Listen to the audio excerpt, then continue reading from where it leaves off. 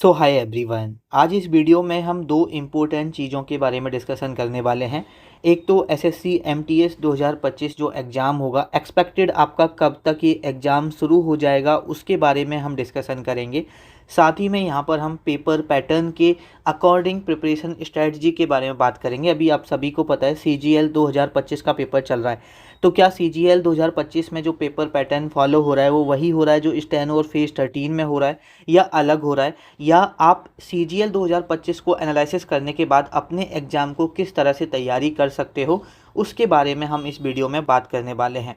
तो चलिए without any further delay video यहाँ पर हम शुरू कर लेते हैं। सबसे पहले हम थोड़ा सा एक्सपेक्टेड डेट के बारे में देख लेते हैं। देखो, अभी आपका सीजीएल 2025 एग्ज़ाम चल रहा है, और जब आपका एग्ज़ाम शुरू नहीं हुआ था उससे पहले ऐसा माना जा रहा था कि जो नया वेंडर है वो एग्ज़ाम नहीं करा पाएगा, और जिसकी वजह से सीजीएल में काफ़ी बच्चे हैं जो पेपर देंगे। देखो, काफ़ी सेंटर्स पे यहाँ पर एग्ज़ाम कैंसिल हुआ है, लेकिन जैसे तैसे करके यहाँ पर नया वेंडर आपके एग्ज़ाम को मैनेज कर ले जा रहा है। इसका मतलब सीजीएल भी एग्ज़ाम हो जाएगा, इसके बाद सीएचएसएल की भी बहुत जल्दी डेट्स आ जाएंगी, सीएचएसएल भी हो जाएगा, और उसके बाद यहाँ पर एमटीएस की डेट्स आ जाएंगी और एमटीएस एग्ज़ाम भी हो जाएगा। यहाँ पर जो एमटीएस एग्ज़ाम अगर सब कुछ सही रहता है तो मैक्सिमम चांसेस जो हैं, जो थोड़ा सा यहाँ पर आप थोड़ा सा यहाँ पर अगर दिमाग लगा के सोचते हो, तो अक्टूबर के एंड में, लास्ट वीक ऑफ अक्टूबर में आपके एग्ज़ाम स्टार्ट होने की पॉसिबिलिटी सबसे ज़्यादा है। आपका हो सकता है कि थोड़ा पहले हो जाए या थोड़ा बाद में हो, लेकिन सबसे ज़्यादा जो पॉसिबिलिटी है आपका एग्ज़ाम शुरू होने की वो लास्ट वीक ऑफ अक्टूबर है। ये चीज़ आप लोग यहाँ पे ध्यान रखना। आपका पेपर कब स्टार्ट होगा? Last week of October. तो अपनी जो प्रिपरेशन स्ट्रेटजी है, जिस तरह से आपको सिलेबस कवर करना है, कैसे आपको रिवीजन करना है, वो लास्ट वीक ऑफ अक्टूबर या 20 तारीख के बाद, आप मान के चलो कि आपका पेपर 20 अक्टूबर को शुरू होगा, ठीक है। हो सकता है कि आपका पेपर 27 अक्टूबर या इसके बाद से शुरू हो, लेकिन आप अपने दिमाग में एक डेट अगर आपको मान के चलनी है तो 20 अक्टूबर मान के चलो। थोड़ा सा ऊपर नीचे होगा तो वो मैनेज हो जाएगा, लेकिन अभी इतना श्योर है कि आपका पेपर डिले तो 100% हो रहा है, वो तो आपको भी पता है। और ये भी श्योर है कि आपका पेपर 20 अक्टूबर के आसपास ही होगा, या तो 2-4 दिन पहले होगा या 2-4 दिन बाद में होगा। Most probably last week of October में आपका पेपर स्टार्ट हो जाएगा। तो उसी हिसाब से आपको अपनी आगे की रणनीति, अपनी आगे की प्रिपरेशन स्ट्रेटजी में ध्यान देना है।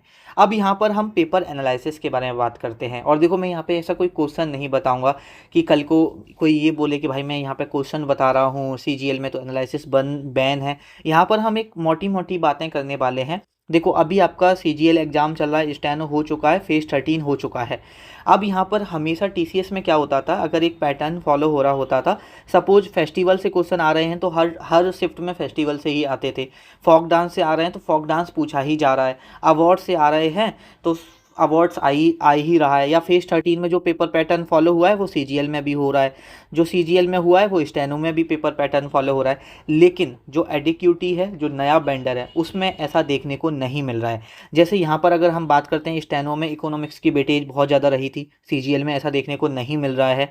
यहाँ पर अगर आप देखोगे फेज स्टेनो के पेपर में जो आंसर की है, वहाँ पर आपके फिजिक्स के क्वेश्चन काफ़ी देखने को मिल रहे थे, सीजीएल के पेपर में ऐसा देखने को नहीं मिल रहा है। आप यहाँ से थोड़ा सा ये कैलकुलेट कर सकते हो कि जो पेपर पैटर्न है वो एक फिक्स पेपर पैटर्न नहीं पूछ रहा है। हो सकता है कि देखो, यहाँ पर अगर हम सीजीएल में देखें तो 2-3 सब्जेक्ट ऐसे हैं जहाँ से सबसे ज़्यादा सवाल पूछ रहा है, जैसे स्टैटिक जीके हो गया, अच्छे खासे सवाल आ रहे हैं। जबकि स्टेनो में तो वेटेज कम हो गई थी स्टैटिक जीके की, और डेप्थ में पूछ रहा है सवाल, ठीक है, करंट अफेयर से काफ़ी सवाल पूछ रहा है।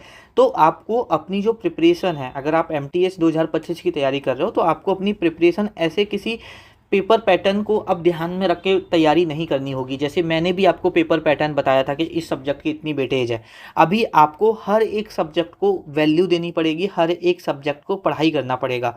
ऐसा नहीं देखने को मिल रहा है कि भाई एक सेम पैटर्न फॉलो नहीं हो रहा है। पैटर्न यहाँ पे आपका अलग अलग फॉलो हो रहा है। किसी में किसी सब्जेक्ट की वेटेज ज़्यादा है, और किसी शिफ्ट में भी जो पेपर पैटर्न है वो अलग चेंज हो रहा है। किसी शिफ्ट में किसी टॉपिक की ज़्यादा वेटेज है, किसी शिफ्ट में किसी टॉपिक की ज़्यादा वेटेज है। जैसे यार देखो, यहाँ पर अगर हम एमटीएस 2025 की बात करें, पहले आपको अगर ऐसा लगता है कि जैसे स्टेनो में स्टैटिक जीके का वेटेज कम रहा था, लेकिन यहाँ पर सीजीएल में अच्छा खासा वेटेज देखने को मिला है, तो आप स्टैटिक जीके बिल्कुल अवॉइड नहीं कर सकते। और स्टैटिक जीके में आपको कुछ टॉपिक्स हैं यहाँ पर जो डेप्थ में पढ़ने होंगे, जैसे फेस्टिवल, फोक डांस, अवार्ड्स, ये सारे टॉपिक हैं जिनको आपको और अच्छे से डेप्थ में पढ़ना है। जैसे अगर कोई डांस हो रहा है तो उसके डांस के अंदर भी आपको डेप्थ में पढ़ना है, ठीक है, कि वो डांस कौन सी ट्राइब करती है, कितने लोग करते हैं, कितने दिन तक चलता है, कैसे करते हैं, ये सारी चीज़ें आपको अपने एमटीएस एग्ज़ाम के लिए ध्यान में रख के तैयारी करनी है। और किसी भी पेपर, जो पहले पेपर हो चुके हैं, जैसे अभी स्टेनो हो चुका है, फेज 13 की भी आंसर की आ जाएगी, इनके सब्जेक्ट की जो वेटेज है उनके दिमाग में रख के पढ़ाई नहीं करनी है। आपको सभी सब्जेक्ट को इक्वल वेटेज दे रहे हैं। हो सकता है कि आपके पेपर में ऊपर नीचे किया जा सकता है। आपके पेपर में हो सकता है कि केमिस्ट्री की वेटेज कम रही है तो आपके पेपर में केमिस्ट्री की वेटेज बहुत ज़्यादा कर दी जाए, या किसी और सब्जेक्ट की वेटेज बहुत ज़्यादा कर दी जाए। और देखो यहाँ पर एक चीज़ ध्यान रखना, static GK, current affair, economics, ये 3 सब्जेक्ट ऐसे थे जिन पर आप कम ध्यान देते थे, आपको प्रॉपर ध्यान देना है। वहीं पर आपको हिस्ट्री, पॉलिटी, ज्योग्राफी, इकोनॉमिक्स, इन पर भी प्रॉपर ध्यान देना है। इकोनॉमिक्स हमने यहाँ पे ऊपर लिख ही दिया। हिस्ट्री, पॉलिटी, ज्योग्राफी पे आप पहले भी ध्यान देते थे, अभी भी आपको ध्यान देना है। और बात रही यहाँ पर, देखो जैसे पहले बायोलॉजी पे आप ज़्यादा फोकस करते थे, अभी आप स्टेनो के पेपर में देखोगे तो केमिस्ट्री पे आप कम फोकस कर रहे थे, फिजिक्स पे आप ज़्यादा फोकस कर रहे थे। तो आपको ऐसे नहीं करना है कि केमिस्ट्री छोड़ देना है। हो सकता है कि अभी तक केमिस्ट्री नहीं पूछी जा रही है, आपके पेपर में केमिस्ट्री की वेटेज बढ़ जाए। जैसे मैं बता रहा हूँ कि एक फिक्स्ड पैटर्न फॉलो नहीं हो रहा है, तो आपको ये चीज़ दिमाग में रख के तैयारी करनी है कि मुझे सभी सब्जेक्ट को इक्वली इम्पोर्टेंस देनी है और सभी सब्जेक्ट को बराबर पढ़ाई लेके चलना है। मुझे किसी भी सब्जेक्ट को कम या ज़्यादा इंपॉर्टेंस नहीं देनी है। अगर थोड़ी सी इंपॉर्टेंस बढ़ानी है तो इकोनॉमिक्स, करंट अफेयर और स्टैटिक जीके, क्योंकि स्टैटिक जीके आपके दिमाग में आ गया था कि नया वेंडर कम पूछ रहा है, लेकिन ऐसा नहीं है। उसके बाद करंट अफेयर आप कम पढ़ते थे टीसीएस पैटर्न में, तो करंट अफेयर आपको पढ़ना है। और इकोनॉमिक्स कम पढ़ते थे तो इकोनॉमिक्स भी आपको पढ़ाई करनी है। तो ये सारी चीज़ें आपको यहाँ पर ध्यान रख के चलनी है। और देखो ये सारी चीज़ें हमने आपको यूट्यूब पे फ्री करा रखी हैं। आप जाके देखो, मैंने आपको कंप्लीट हिस्ट्री करा रखी है, कंप्लीट पॉलिटी। अगर आप उतना भी कर लोगे तो मोर देन सफिशिएंट है। देखो जीके के अंदर अभी अगर सीजीएल का पेपर देखा जाए तो काफ़ी टफ जीके पूछी जा रही है। आप किसी भी बुक से पढ़ लोगे सारे सवाल तो आप तभी भी नहीं बना पाओगे। कोई कितना भी अच्छा एजुकेटर है, कोई कितना भी अच्छा टीचर है, आप किसी से भी पढ़ लो, अब जीके इतना डेप्थ में पूछ रहा है, या बहुत सारे सवाल तो इतना डेप्थ में है कि वो बुक्स में मिलेगा ही नहीं। ठीक है, तो एक अनसर्टेन है, लेकिन जितनी आपको पढ़नी चाहिए उतना हमने अर्जुन बैच में आपको करा रखा है। और ये भी बात ऑब्वियस है कि जो सीजीएल का वेटेज है, जो सीजीएल का यहाँ पर लेबल है, उससे आसानी आने वाला है एमटीएस में। क्योंकि नए बेंडर की एक बहुत अच्छी बात है कि इन्होंने लेबल को मेंटेन करने की कोशिश की है, जो कि हमें फेज 13 से दिखा है। तो हम यहाँ से यही मान के चल सकते हैं कि जो सीजीएल का लेबल है और जो एमटीएस का लेबल है उसमें बहुत ज़्यादा डिफरेंस होगा। जितना टफ जीके सीजीएल में पूछा जा रहा है उतना टफ जीके एमटीएस में नहीं पूछा जाएगा, क्योंकि एक ग्रेजुएशन लेवल का पेपर है और एक 10th लेवल का पेपर है। और देखो ये हमने अर्जुन बैच में हमने आपको कंप्लीट जीके करा रखे, 9 सब्जेक्ट कंप्लीट पढ़ा रखे हैं, कंप्लीट ग्रामर करा रखी है, आप उनको देख लो। आप अगर नोट्स बनाने का आपके पास टाइम नहीं है तो हमने आपको पीडीएफ भी प्रोवाइड करा रखी है। हिंदी में अलग पीडीएफ एक्सेस कर सकते हो, इंग्लिश में अलग पीडीएफ एक्सेस कर सकते हो। वो पीडीएफ पेड है, इसलिए मैं पीडीएफ का ज़्यादा आपको नहीं बताता हूँ। आप बोलोगे कि भैया मैं जो पेड चीज़ें हैं उनको नहीं बताना चाहता हूँ, लेकिन अब उतना टाइम नहीं है कि आप नोट्स बनाने बैठ जाओ।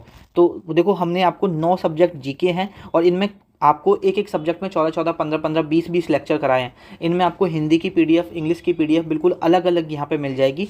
और अगर आपको पीडीएफ चाहिए 9259699564 इस पर व्हाट्सएप कीजिए कि आपको पीडीएफ चाहिए। आपको एक क्यूआर कोड भेजा जाएगा। क्यूआर कोड यहाँ पर आपको पेमेंट करोगे, पेमेंट आपको 299 करना है और आपको पीडीएफ जो ग्रुप है उसका आपको लिंक दे दिया जाएगा, उसके थ्रू आप ज्वाइन कर सकते हो।